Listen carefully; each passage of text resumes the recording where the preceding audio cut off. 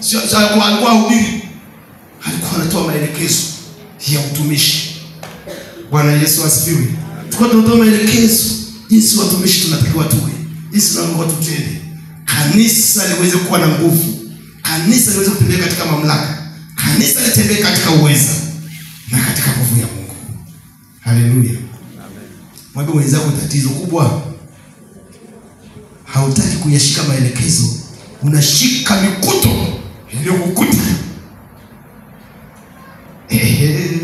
Mwambie mwenzako tatizo kubwa, hautaki kufuata maelekezo. Mpaka sasa hivi kuna vichwa vimeshika mikuto.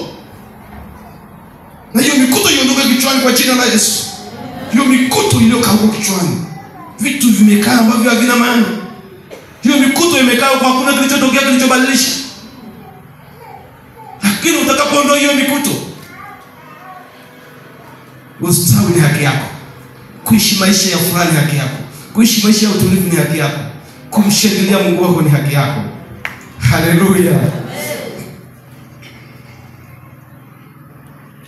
Aliye na sikio na asikie kile ambacho Roho asema na sikio lako akalete mabadiliko. Haleluya.